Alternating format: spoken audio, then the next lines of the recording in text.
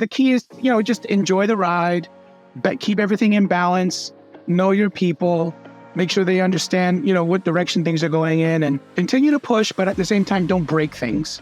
I couldn't be at 3 places at once, and my impact on people mattered, and I had to be okay with the fact that I wasn't able to touch them or talk to them directly face to face, and I had to use other tools in order to get over that. So understanding myself, my limitations, my strengths, and the people around me and their strengths and weaknesses really helped me get over the fact that I'm no longer a technician. I can't have my accounts receivable be 0 like it used to be when I was at the front desk at my dental office. Welcome to another episode of Dental Marketing Go. I'm your host, Gary Bird. I'm the founder of SMC National, where we help you create, convert, and close more new patients so you can grow the way that you want. And today, I have Dr. Dave Janash on, somebody that I've worked with for many years, and I've seen him grow firsthand. He is an amazing leader, and even better, he is going to dive into the weeds of how he's grown his practice and really get into the nitty-gritty of what he's done that has been the secret sauce to his growth, his success. He is growing in one of the hardest markets in New York City, and he's doing it very successfully, and he's going to get very vulnerable with you. I'm going to be honest with you. He shared some things that were very hard to share, but they were the truth, and he's going to share with how he worked through those and how you can take them and use them at your practices so you can continue to grow. Stay tuned. All right, Dr. Dave. So why don't you tell me what the number one thing that you're seeing right now that's really driving your growth, the thing that you look at and you go, this is the core of what's going to keep us growing in all times, good times, bad times. What's that one thing? Yeah, I think a lot of emerging groups and or companies in any industry are probably going to be focused on processes, but I personally have taken a different approach and always sort of have focused on the people, making sure that people are feeling fulfilled, satisfied with what they're doing, and offered pathways for growth, personal and professional growth, I want to add. Not just growth just for growth, but really challenging people, offering them, incentives to turn their jobs into careers. Growing a company, really, I think the staple that we've always sort of focused on is challenging those people, offering them pathways for personal and professional growth, and continuing to sort of push what we all can do as a unit, as a team, and individually. Yeah, I love that, because a lot of times, especially in dental, and this is true with any business or any organization as well, is there's certain jobs that people can feel stuck in, right? Like there is no advancement. There's nowhere else for me to go. I've already hit all my KPIs. I do it consistently, and this is kind of the end of my road. And so I love that mindset of like, okay, no, we're going to create a road for you, or we're going to create an opportunity for you. I imagine that probably not only helps you grow, because now you have growth-minded people with you. So they're thinking, how do I elevate? But then also this probably helps you retain people as well. Is that correct? Yeah. I mean, honestly, sometimes it could be a double-edged sword. Sometimes you feel pressure to grow in order to keep everyone interested in staying around in the interest of retention. In other words, we have had people who have said, Underbite's great and you're growing, and I appreciate how fast you're growing, but I want to be a part of something larger that's growing even faster. So we have been put in situations where for as fast as we're growing, it's still not fast enough, or still can get boring for someone or routine for someone. They might leave. I actually used to beat myself up over trying to answer this question for doctors, right? If you're a doctor and you've got that degree and you're earning a healthy salary and have a great career that's developing, what does growth mean for a doctor? And I used to think, well, there's nothing left for this doctor to do, right? But when you think about how much dentistry's evolved from a clinical perspective, there truly is no ceiling. There's always a level of mastery, another skill, another material, another technique, another course that you can take.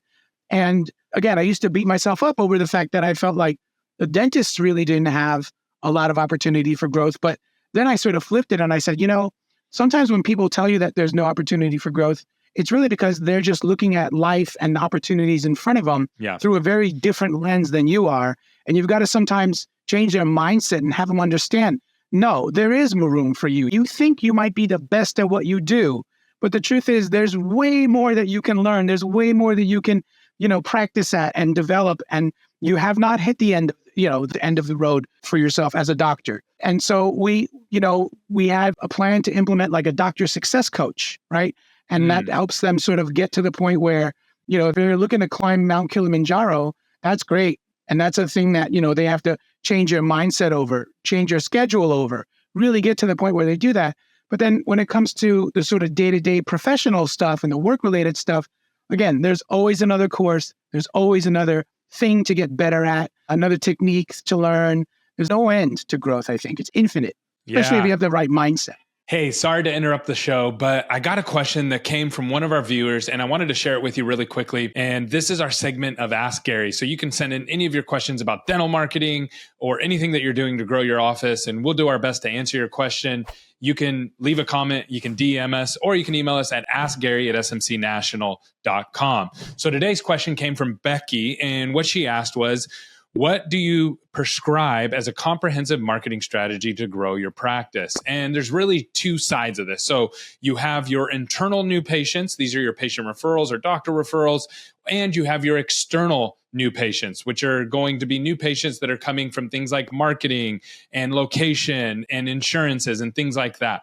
And so it's really important before you even talk about a comprehensive marketing strategy that you actually have a target of where you want to get to. So how many new patients do you want to get to? And then you need to delineate where each section is going to come from. Meaning, if you want 100 new patients a month, how many patient referrals are you going to get a month? And how many are going to come from external marketing sources? The reason this is so important is patient referrals are the best kind of new patients, but they're the hardest to scale. And external patients are some of the worst patients you can get. They're very hard to work with, and they are the hardest to close. But it's the only way that you can really scale. And the goal is to turn those external new patients that are coming from marketing into patient referrals internally. To do that, you have to first have a goal and you have to have a target. From there, then you can start conversating around, okay, how to get these new patients into your office. As an example, you can first start with digital marketing. I like digital marketing because you can track everything, and you need to figure out what your cost per lead, what your cost per acquisition is to get a new patient in from digital. Then you can start testing other forms of marketing to see how it stacks up. Typically, digital is going to be the cheapest, so I like starting there. And then you can work in other things. You can work in postcards or television, depending on how many locations you have, and other things that are out there. So that's the short answer. There's a much longer question or answer to that. And so I just wanted to give you the short answer for the sake of time. Enjoy the rest of the show. I absolutely love that. Totally agree. And I like what you called out there. Sometimes when you work with people who are amazing, right? So if you're partnering with somebody that's amazing and they're working in your organization and they kind of work their way up, sometimes it's not going to be the right fit for them forever because they're going to, Elon Musk, if as an example, started PayPal, sold it, then started two more companies, right? Like he worked his way up and worked his way through different businesses. And he's Elon Musk, you know what I mean? Like the dude's going to keep growing and going to go past you eventually. So that's going to happen when you create that kind of environment. But at the same time, you're also thinking through this from not only the doctor's perspective, which you just shared, but I love that you're thinking through it for the rest of your team as well. Like, what is the next step? What is the next opportunity? Is there a way that you kind of display that? Because I've tried doing this too in our organization of where we have like a growth, we call it like a growth org chart, where it's not just the org chart, but it's also all the positions that aren't filled by somebody currently that we know that we're going to need in the future. Is that kind of how you tackle that? Yeah, there's always, we always sort of sit down and start talking about what the next year looks like, what the next 3 years looks like. You got to balance talking about growth with actually getting growth done, right? You can talk about it forever, but you got to get it done.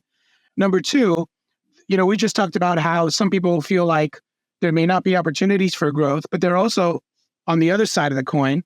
You can also create burnout, right? Where people are feeling like they can't handle all the growth.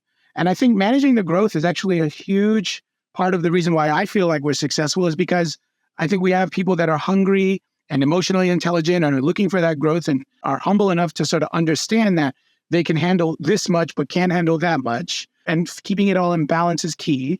And then keeping people also at the same time interested and excited on what the vision looks like, in the next 6 months, 12 months, 24 months is also a conversation that you want to have enough times, but not too many times because that conversation as it evolves, maybe you could be misleading people or talking way too much about it and not getting enough done. So it can be a tricky balance, but if and when you hit it, then all of a sudden all the doors start opening up for yourself and others in the company. And for me, I'm convinced that when you're living in your purpose, these little miracles start to happen all around you. And I've been able to witness a ton of these miracles, to watch people go from working at the front desk of a dental office, just answering the phone and greeting patients, to getting to the point where they have their master's degree in organizational psychology, in charge of so many new and different things in their career. But again, what's more important, the flower or the soil that it's in, right? Like you'll never know. Yeah. Like it's a constant sort of struggle. Nurture, I think, nurture the key versus is to nature, right? Yeah, exactly. So the key is, just enjoy the ride, but keep everything in balance, know your people, make sure they understand, what direction things are going in, and continue to push, but at the same time, don't break things. Yeah, because one thing that I was just thinking about is you were talking about balancing it. To have massive growth, you have to have some people who are stable and love being stable, right? An example, we have people in our company that love their job. They love exactly what they're doing. They don't want to grow out of it. They don't want to manage people. They don't want a new position. And that actually creates this firm base that you can actually help continue to grow. And so, but to your point, if you try to push people who don't want to grow into something that they're not, that creates problems as well. That's tricky, right? Like it took me a long time as a business owner to understand that not everybody thinks like me, that there's different kinds of people out there that think differently, and you have to manage all of that. And so is that kind of how you see it? Do you have people who are happy with where they're at and they're stable there, or do you view it in a different way? We actually just promoted someone from within the company. Matter of fact, all of our success stories come from people that we've grown from within the company up to, various levels. And on her first day in this new role, I was already talking to her about what her next role will be, 2 years from now, 3 years from now, and how I want her to be a part of that vision. And I got yelled at by the people that I work closest with saying, she just started. What are you doing? But again, I just want more for this person. Yeah. They've got everything that it takes. I know what excites them, what they want to see in their future. And I'm actually partially building the company in a direction that suits her, right? To make sure that this person is incentivized, motivated, feels like there is a future, even though they just got a promotion and a new job title. So I'm always looking ahead for everyone. Sometimes that works against you. Like I said, I got yelled at by people because I kind of, made that promise or whatever on her first day on the new job or with the new job title. But I mean, it's just the way I'm wired. I'm always looking ahead, and I'm always thinking about the people that I have with me to go on that journey with me. So, staying in balance is not something that you can always expect to be in. In other words, if you were a tightrope walker, and holding a pole, that pole is going to drift in one direction or another. That's, if you're in balance always, then you're really not pushing things forward.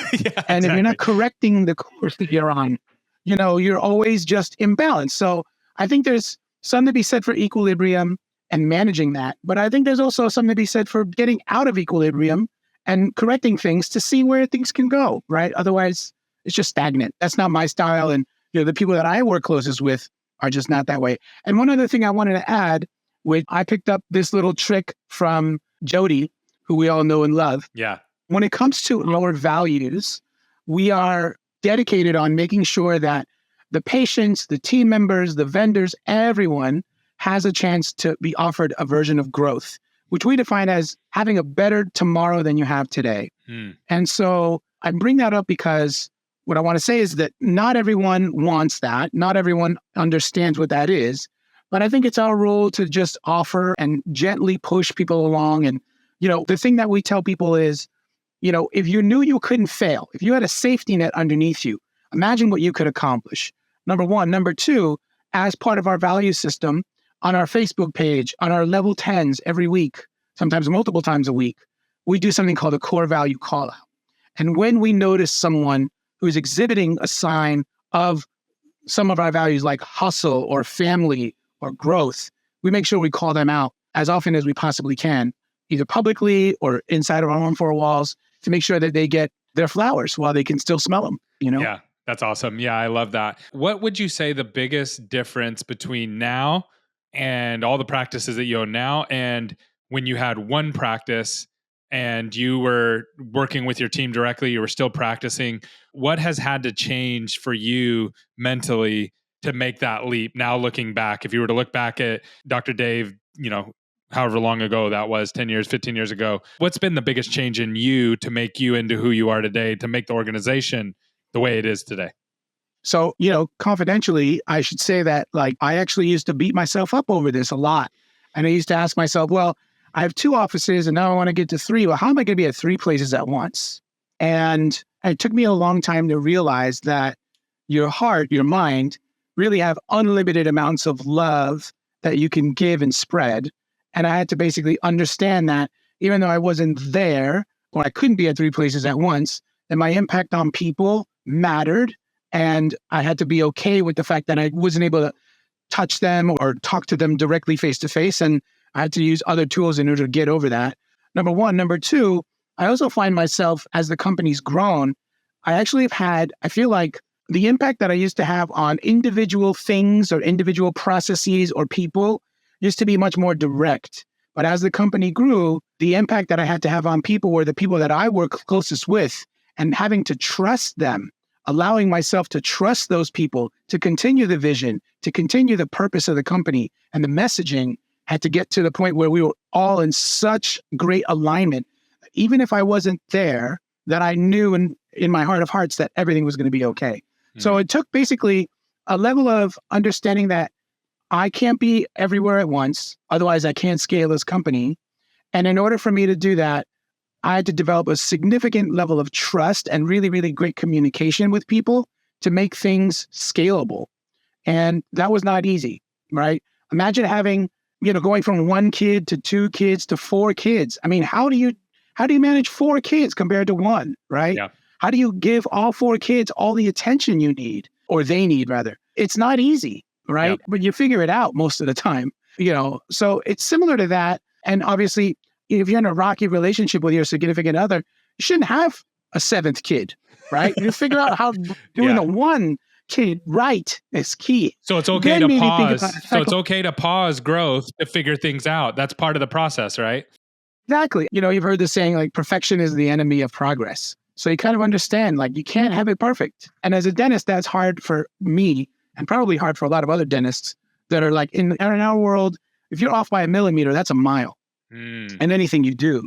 So that's something that you have to get over, right? And that's part of the success, is just understanding that if something is 97% okay or complete, it's okay. 100% is just talk a little bit about that, because so I get that, right? But I'm not a dentist. So I've seen with dentists, they micromanage things because they want perfection out of those things. And it often ends up destroying the thing or the person, right, in the process, because they want this perfect outcome.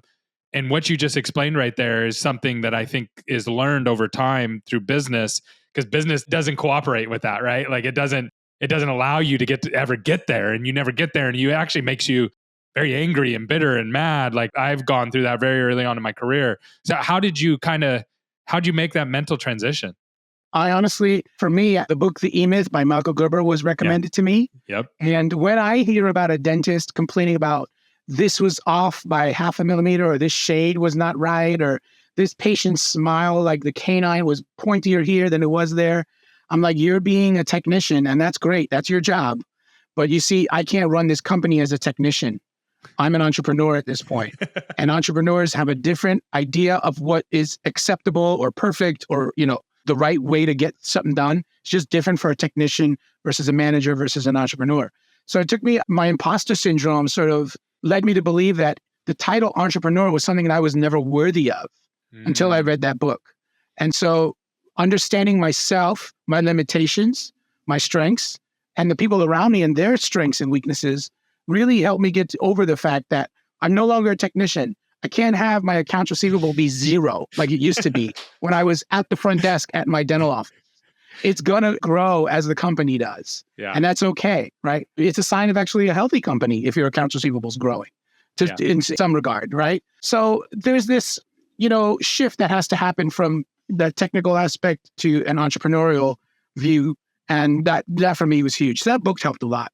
Yeah, I love that. That book helped me so much. And realizing that those are different skills. A technician skill set is different than the entrepreneur skill set, and the manager or leader skill set is totally different than the entrepreneur skill set. Their minds are different. You have to know that you're moving from one to another. And what I think that a lot of dentists struggle with is that, and I struggled with early on in business, is that you're trying to do all three at the same time and you don't even know you're doing all three. So you think doing the dentistry is the same as doing the entrepreneurship, which is the same as doing the management or leadership. And they're totally different skill sets, and they take time to learn and get good at and to work on. And it's not easy. So I love that. This has been really, really, really helpful. Thank you so much for coming on. Any parting words before we part ways I would love for you to kind of on the context of growth for like somebody who has 5 offices. It's hard right now. Their patients, the cost of goods are high, labor's up, debt is more expensive than ever before.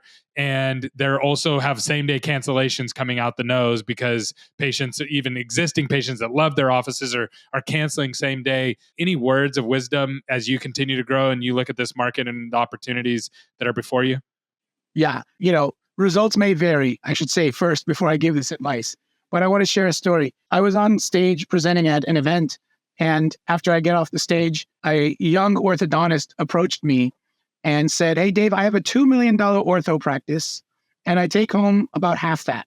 But I'm tired of doing that. I'm tired of earning $1 million a year and I want to be like you." And I was like, well, you want to be like me, you got to lead to make that kind of money. You got to lead, 10, 12 offices. And that's a very different skill set from doing $2 million worth of ortho every year. So the conversation was brief, as you can imagine, but I'm like, Liz, it's totally different. Like, you're asking a saltwater fish how to swim in a freshwater pond. It's just totally different. So for those people who are stuck and can't figure it out, for me, the answer was always go faster, right? Break fast, break things more, break things faster, acquire more, take more risk. And if you're doing the right thing, and if you really have what it takes, you'll be okay because you're in this weird in-between phase. Yeah. So in order to continue to challenge yourself and get out of where you are, go faster, go big or go home, as they say. And the universe will let you know whether or not you're doing it right. Yeah, I love Yes, that. you have the risk of losing a lot, but you really can't lose it all because those assets actually have value. So to get from like 5 to 10 locations, I would say, for us, we got lucky. We found one person who sold us 3 offices in one lump sum. We didn't have a chance. We didn't have a choice but to absorb all 3 at once. And let me tell you, our onboarding muscle, our acquisition muscle got that much bigger and better because of that through brute force. And that's what it takes. So if you're stuck, it means you're not doing things fast enough or not breaking your own concepts and systems and don't have as much momentum as you really need to get from point A to point B. So I would say you're doing it too slow, but that's my opinion. Maybe some people might understand what I mean by that. Yeah, some people might be terrified with that idea, but that's how it worked out for me. I've heard people give frameworks as like, okay, how long will it take to go from A to B? And people will say, well, that'll take 2 years. And then you say, okay, how could we do it in a year? Well, we can't. No. Like if we had unlimited resources, unlimited manpower, like how, okay, well, here's how we could do it in a year. Cool. How could we do it in 6 months?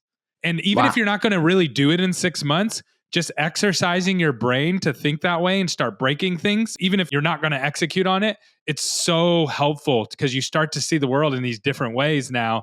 And if you're like, well, if we had a little bit more money and we added one more person, maybe we could do it in 12 months or 6 months or even 3 months. And so I love that. And you are so full of wisdom. Not only are you a great dentist, a great leader, but you're also a great entrepreneur. And so this advice was like spot on. That's why I wanted to bring you on this show. So I really, really appreciate you coming on.